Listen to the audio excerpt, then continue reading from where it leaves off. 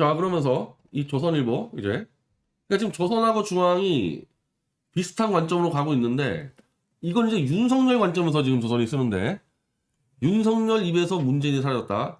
이거는 제가 평가하자면 거짓 선동 칼럼입니다. 이거는 거짓 선동이에요. 왜냐하면 원래 윤석열 입에서는 문재인이라는 조남이 함부로 못 나왔어요. 원래부터. 지금 사라진 게 아니고 검찰총장 퇴임하는 그때부터 윤석열이 입에서 문재인이라는 조남을 거론을 못 한다니까. 무서워가지고 윤석열이가. 지금 사라진 게 아닌데 지금은 이제 윤석열 입에서 더 하겠지. 왜? 문재인이가 윤석열 자기 비리를 덮어줘야 되고 이재명을 쳐야지가 당선되니까 이제 문재인에게 더 아첨하기 위해서 더 말을 조심하겠죠. 그러니까 조선일보가 마치 지금부터 안 하는 것처럼 사기를 치는 칼럼인데 분명한 건 윤석열이가 문재인의 힘을 기대고 있다는 거죠. 나를 지지해 줄 거라고 기대하고 있단 말이에요. 이거는. 자, 문 대통령 직접 공격은 이게 하루 이틀 된 게 아니니까 공격을 한 적이 없어. 이 윤석열이나 문재인을. 이게 지금 바로 황장수나 차명진이 얘기하는 거 아닙니까? 문재인이 윤석열 손 들어줬기 때문에 윤석열 이긴다는 거 아니에요. 근데 그렇게 되면 박근혜 대통령은 뭡니까? 이렇게 됐을 때 문제가 문재인이 진짜 윤석열을 손 들어주려고 그랬으면은 박 대통령을 석방을 시키면 안 되죠.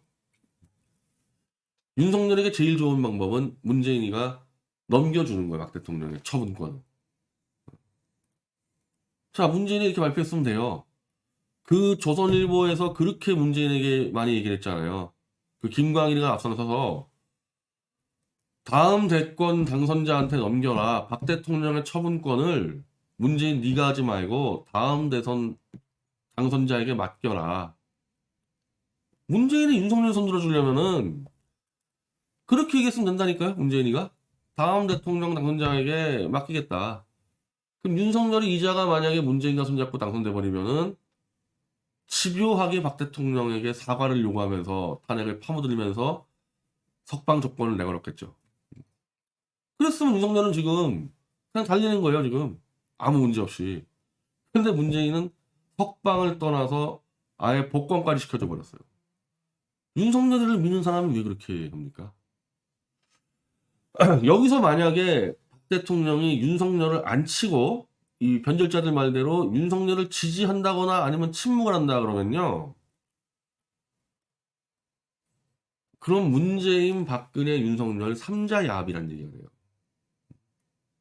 문재인이 박 대통령 빼줄 때 내가 윤석열 밀 거니까 당신은 내가 풀어주는 대신에 윤석열 지지하세요. 이렇게 했단 얘기예요. 이렇게 했단 얘기. 그 가능성이 있을까요? 박 대통령의 그 인성 자체로 볼 때 이건 뭐 정치공학의 문제가 아니라 박 대통령이 지금까지 살아온 이력으로 봤을 때 문재인하고 야합을 해서 윤석열을 지지하기로 하고 그 대가로 풀려나? 아니 그렇게 풀려날 바에야 일찌감치 대법원에서 딱 판결 나자마자 모든 게 내 잘못이다. 모든 게 다 나의 잘못이니까 용서해달라. 그랬으면 바로 석방이 되는 문제인데 이렇게 더럽고 비열한 짓을 해가지고 박정희 대통령까지 욕보이는 그런 짓을 하면서 석방을 했겠습니까? 박근혜 대통령이? 그거 말고는 그러니까 박 대통령이 윤석열을 지지한다는 얘기는 박 대통령과 문재인이 미리 야합을 했고 문재인과 윤석열이 야합을 해서 3자 야합이라는 얘기거든요. 그래서 그 가능성 없다는 얘기예요. 그게. 그래서 이건 불가능한 얘기입니다. 그럼 박 대통령이 윤석열을 친다는 거였으면은 문재인이 윤석열을 지지하는 게 아니죠. 그러면은 저는 그래서 문재인이 윤석열을 지지한다는 얘기는 안 하잖아요. 아니다 저거는. 자꾸 이런 식으로 나오니까 이거 한결이에요. 지금 이 친문 좌익 진영이 굉장히 지금 이제 이 초조해하는 느낌이에요. 아니 문재인이만 이재명 밀어주면 집권 연장인데 한결에는 그 입장 아닙니까? 누구든지 좌익이 연장돼서 한결에다가 정광고 막 대기업광고 밀어 넣어야 될 거 아닙니까? 그러니까 그냥 그 이기면 되는 거예요. 그냥 이재명이가. 근데 문재인이가 안 도와주니까 문화통이 터져가지고 지금 한겨레가 이렇게 칼럼을 썼어요.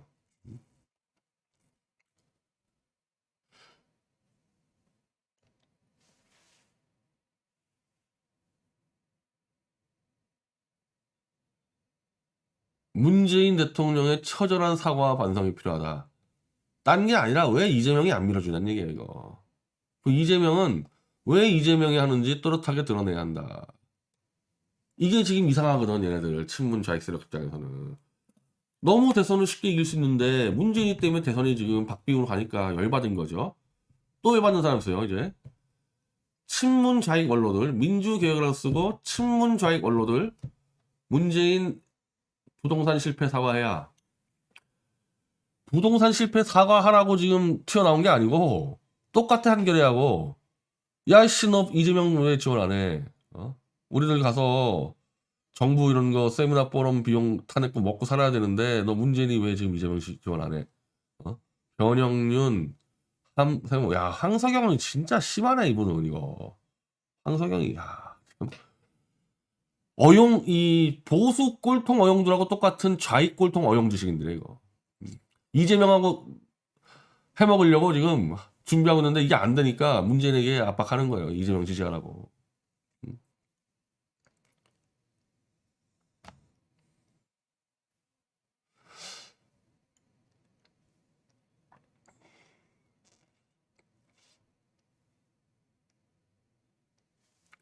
자, 이것만 보면 문재인은 레임덕이 없는 대통령이라는 허울 좋은 미망에 사로잡혀 있기보다는 절망한 내일 없는 젊은이에게 사과해야 할 것.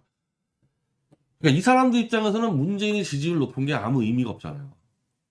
물러날 대통령인데 문재인 지지율을 딱 잘라가지고 이재명이 가져가야 되거든요. 그러니까 문재인은 사과하고 엎드려 빌고. 그러니까 예전에 이제 이 이명박 박근혜 때도 그랬었고요. 노무현 김대중 때도 그랬는데 현직 대통령이 계속 이 포 만나는 사과하는 이사는 다니고 이제 미래를 책임질 이제 후보가 멋있는 거 하고 이렇게 해가지고 지지율이 나오는 건데 지금 정반대가 됐어요. 지금 문재인과 이재명은. 이러니 이재명 지지율이 올라갈 수가 없죠 이게.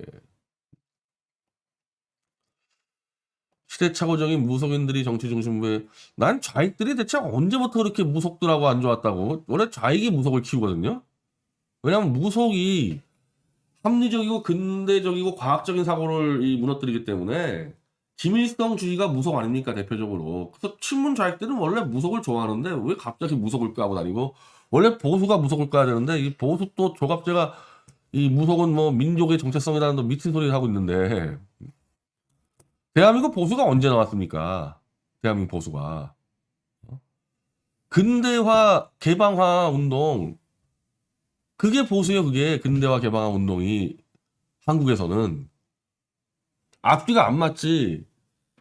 문을 열고 미국 영국식 근대적 사고를 받아들이자고 주장하는, 예를 들면 이승만 때부터 그게 시작됐단 말이에요. 이승만 그때부터. 그 당시 어땠어요? 고종 때. 이 고종 시대의 미신이라는 거는 이미 망한, 자, 그 당시 청나라요. 청나라도 망하기 직전이야.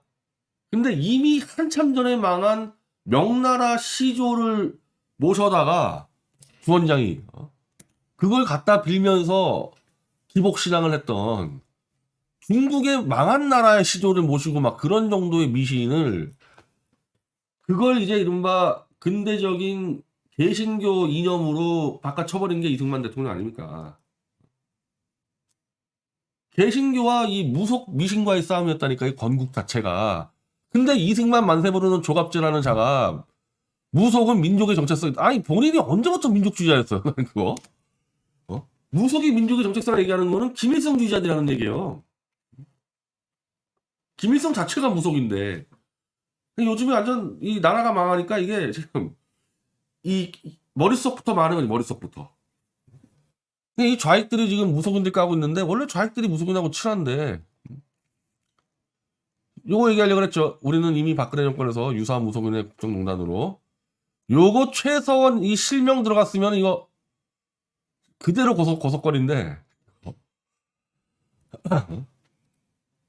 오늘 또 하태경이가 그 김혜경인가 저 이재명이 와이프가 뭐 카드 쓴 것 같고 또 최서원 거론했는데, 하여튼 이거 지금 다 모아서 소장 넣기 바쁘겠어요, 우리. 하여튼 이 좌익 원로들이 이제 문재인에게 넌 물러나고 이재명을 밀어라 이런 게 나오잖아요.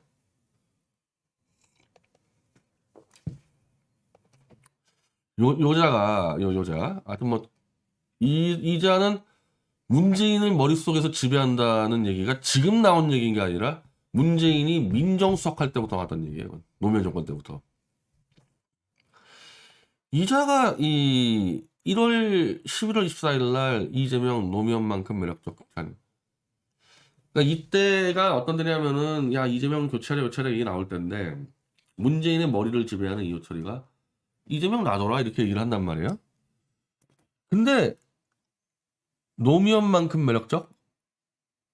이호철이라는 이자가 노무현이를 매력적으로 볼 수가 없거든요. 이자의 이 과거로 볼 때. 문재인 마찬가지고. 문재인하고 이호철이는 노무현에 비하면은 좌경 사상의 이념적 학습이 된 자들이에요. 노무현은 이념이 학습이 안 돼가지고 사고 치는 자고. 그런 노무현을 매력자라고 판단한다? 내가 볼 땐 이재명이는 노무현만큼이나 밑바닥 저지라고 얘기를 하는 것 같습니다. 딱.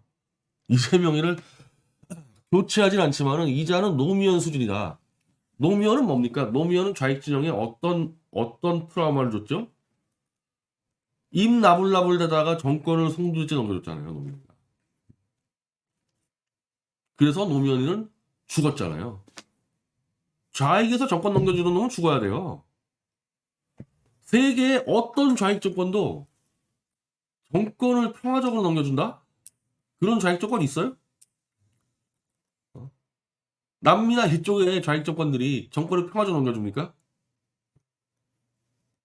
심지어 프랑스 같은 나라도 좌익 정권 뺏길 때 온갖 데모 부추겨가지고 밀고 나가고 막 이렇게 하는데 폭력 투쟁하고 한국에 있는 이런 이호철이나 문재인 같은 자들이 정권을 그냥 순수히 넘겨준 노무현을 어떻게 생각하겠어요?